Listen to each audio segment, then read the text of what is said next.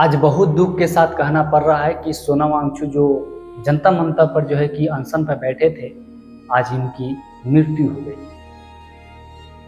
क्या आप यही सुनना चाह रहे थे? क्या आप ये सोच रहे हैं कि ये हो जाए?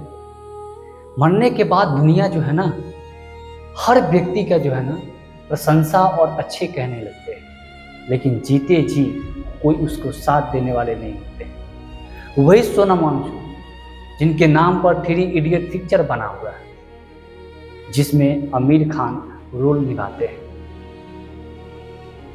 वो मूवी देखने में जितना अच्छा लगता है, उतना ही आज हकीकत भी बयां कर रहा है।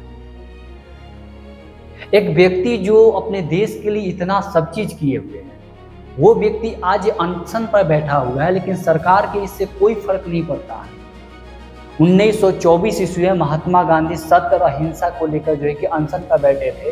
अंग्रेज के शासन काल था, उस समय जो है कि अंग्रेज भी जाके हालचाल पूछा करते थे, लेकिन आज कोई ऐसा नेता नहीं है जो आज उन साइंटिस्ट को, उन शिक्षक को जो इतने दिनों से अनशन पर बैठे हुए हैं, उनकी 8 केजी वजन कम हो चुका है, उनकी स्थिति बहुत ही खराब है, लेकिन कोई नेता ऐसा नहीं है जो जाकर उनके हालचाल पूछे और उनको जो समाधान है समाधान निकाले उसका।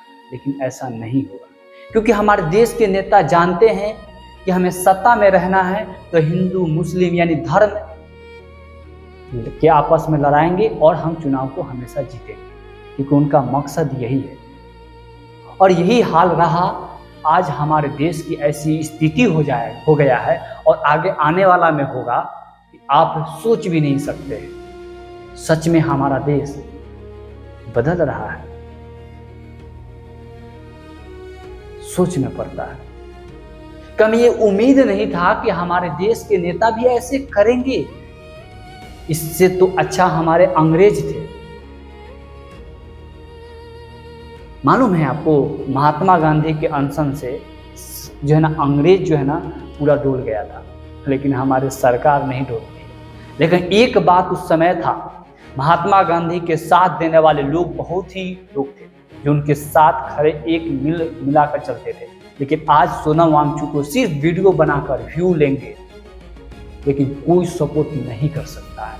आज जंतर मंतर पर कितने विद्यार्थी और कितने लोग उनके साथ होंगे। अगर उनके जितने फॉलोअर्स है उसमें से अगर आधा % फॉलोअर भी उनके सपोर्ट में वो उतर जाए तो सरकार क्या नहीं डोल सकता है?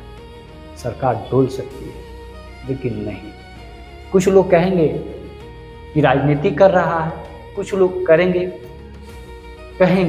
लेकिन याद रखिएगा, आप कभी एक सुई का जो है ना खोज नहीं कर पाए होंगे, सुई नहीं बना पाए होंगे। हाँ, इन व्यक्तियों ने लद्दाख में ऐसे चीज को बनाए हैं जो शायद आपसे कभी वर्षों में नहीं बनता। असंभव काम को संभव बनाने का काम किया, और वो आज सवाल उठा रहे हैं इन पर। क्या कहा जाए?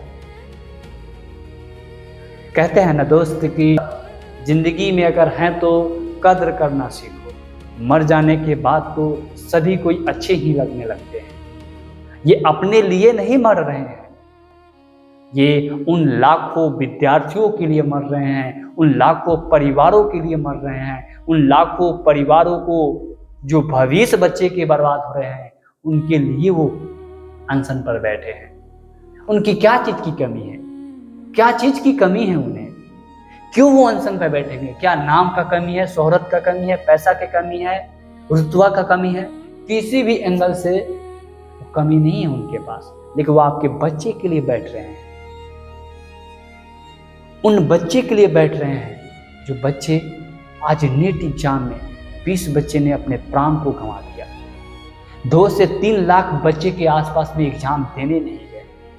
उन बच्चों के लिए बैठ रहे हैं। ये एजुकेशन सिस्टम इतना घटिया हो चुका है कि अगर बदतर से बदतर हो गया है। ऐसी स्थिति आज तक शिक्षा व्यवस्था का कभी नहीं हुआ है।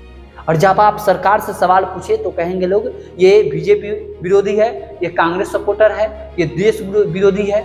ऐसे शब्दों का इस्तेमाल किया जाता है। क्या कहा जाए?